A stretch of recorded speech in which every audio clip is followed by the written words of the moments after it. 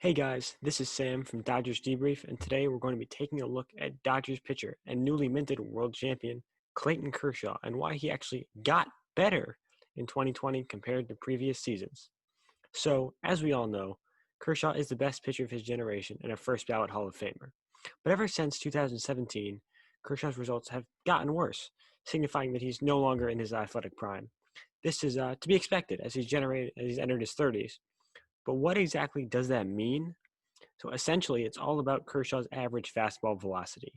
It's been decreasing ever since 2015, according to this graph from MLB.com, dropping all the way down from 94.2 to 90.3 in 2019. Accordingly, his results diminished along with that fastball velocity. It's not really a big deal, just kind of a pitcher getting older and no longer being totally dominant, even though Kershaw was still a top 10 pitcher in the league in just about every pitching category in 2019. So he was still incredibly effective even without that fastball velocity. However, as you can probably see on this graph, Kershaw actually gained velocity back in 2020, which is most likely due to a visit to a driveline baseball and some new routines he mandated during the season. And his fastball velocity averaged about 92 miles per hour this season, topping out occasionally around 94 miles per hour. As such, Kershaw's ERA, strikeout to walk ratios, and whip all got dramatically better, going from 303 to 216, 461 to 7.75, and 1.043 to 0.84, which I believe led the league, respectively. He also had, I think, 3 games with around 20 swings and misses, including that one against the Brewers in the postseason. And he hadn't had one game like that since 2017. So you can see, obviously, this is clearly making him a lot better, that fastball velocity.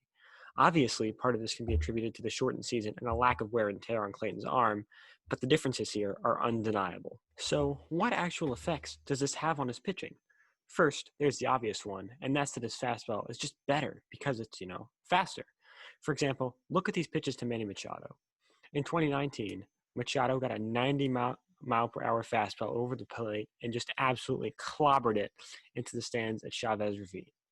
In 2020, however, Kershaw throws him a fastball in a pretty similar location and he swings late and misses it, looking blown away by it, and it's only 3 miles per hour faster.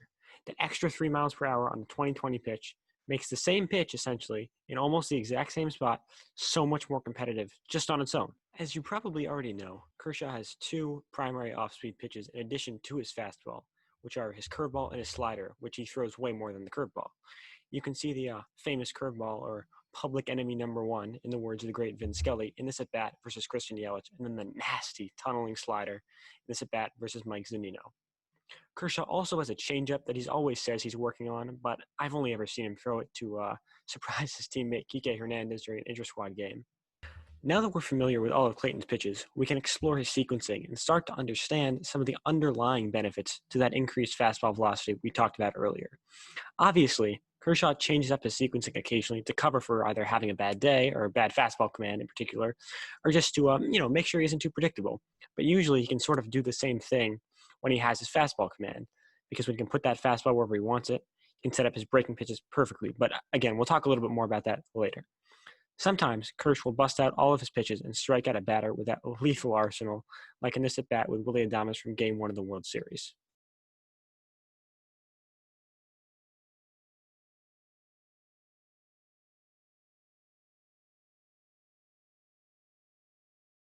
Usually, though, Kershaw will try to get ahead in the count on the first pitch with his fastball.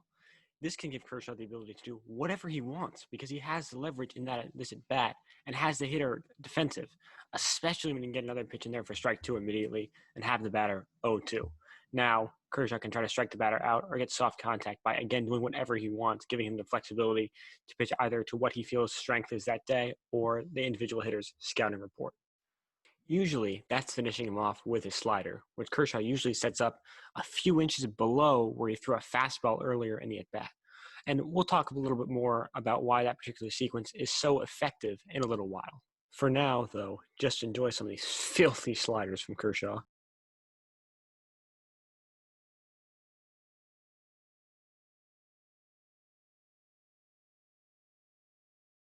Kershaw doesn't throw his curveball that often because sometimes it can be hard to command and works best as a supplementary pitch. But when he does, he usually does it in the middle of the count, as you can see here.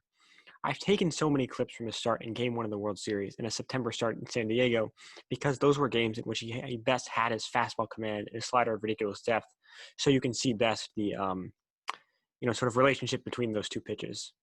Also, since both the Padres and Rays are great teams and good offenses, his dominance over them further emphasizes his overall mastery of pitching. If we look at this graphic, also stolen from MLB.com, we can see how all of Kershaw's pitches look nearly identical to the batter, which explains why Kershaw sequences his pitches in the ways I just talked about. Both his breaking pitches diverge off and cross the path of his fastball, which is why he uses the fastball to set them up. As you can see, this makes the slider particularly devastating because when the batter is trying to recognize what pitch Kershaw has thrown, he can't tell if it's a slider or fastball, and as soon as the batter needs to swing at the pitch, they've just begun to separate in their paths, making the batter often commit to a fastball and swing over a slider, or vice versa and be way late in a fastball. This also makes a curveball more effective because when thrown right after a fastball, because their pitches have somewhat similar shapes until the curveball curves off the commit point, where the batter might think it's a fastball that would have been out of the strike zone, making them either take it for a strike, sometimes they even think it's going to hit them, which is, hilarious, swing and miss at it, or make soft contact because they aren't hitting it squarely, because they're expecting a fastball. In this fastball slider sequence to Avisail Garcia, we can see how Kershaw sets up the slider with his fastball and then just drops the slider right below it, and Garcia is way out in front of it and strikes out swinging. Similarly, in this fastball curveball sequence to Joey Wendell, Kershaw sets up with a fastball for strike 2 and then throws a curve which looks to Wendell like a high and inside fastball like the one he just saw that's out of the strike zone because it's so similar in trajectory, just elevated a little bit, to the pitch he just saw. And we can even see Wendell move out of the way to avoid being clipped by the pitch he's expecting before at the last second. That beautiful curveball just drops right into the strike zone. So, obviously, Kershaw effectively sequences his breaking pitches with his fastball. But why does his increased fastball velocity improve the entire sequence? It's because it highlights the difference in speed between the pitches, making the hitter more off balance. Clayton's always sequenced his pitches this way, but in 2019 and 2018, when his numbers were much worse than those of the rest of his career, there was a less difference between his fastball and slider because of that decreased fastball velocity, which is, as we've seen, key to his effectiveness. When his slider was 88 and his fastball was 90, they were barely different pitches, so hitters could much more easily make contact with both within the same at-bat and could sit on a certain pitch. Now that fastball is back to 91 to 93 miles per hour, that contrasts much more noticeably with his approximately 88 mile per hour slider, increasing the amount of swings and misses he gets and lessening the chances for hits and walks because hitters will be less able to predict and adjust to during the at-bat or when the pitch is on their way to what's coming because the pitches are so much more different in speed, making them likely to swing and miss outside the strike zone instead of feeling comfortable in the box and predicting what's coming and crushing it. They still had to essentially guess what Kershaw was going to throw in 2018 and 2019, but in 2020, they had way less time to adjust during at-bats and were a lot more off balance because of the big differences in the speeds of his pitches. It's harder for them to adjust back and forth between the fastball and the slider because they're so far apart in speed. Even if Kershaw doesn't get a swing and miss with the fastball slider sequence, he's less likely to give up a nuke to Renfroe like the one you're seeing right now from 2019, and is way more likely to just induce something like a ground out or weak contact that doesn't land in the next county. By increasing his fastball velocity, Kershaw's also increased the effectiveness of his breaking pitches in sequence with that fastball, therefore increasing his entire repertoire, resulting in a return to a somewhat prime form in 2020. The question now is, can he do it over a full season? Can he maintain this velocity over 30 or so starts instead of just about 10? The answer is probably. There isn't really a lot of precedent for this significant a velocity increase for a pitcher at this point in his career, so we'll sort of have to wait and see. I mean, I would imagine it'll be somewhere in between 2018, 2019, and 2020, in that his velocity will be better like it is now, but will also probably decrease depending on how many innings he pitches and how many pitches he's throwing throughout the year. So it'll probably maybe start out close to that 93 area and kind of by the end of the season be more near 92 or 91. But again, that's still really effective. I don't really see any reason to think that this improvement in the velocity increase, though, in general, is real, though. Clayton Kershaw is back, and he's not going anywhere anytime soon. Thank you so much for watching. If you enjoyed the video, please like, subscribe, hit the notification bell, and share with your friends. See y'all in the next video.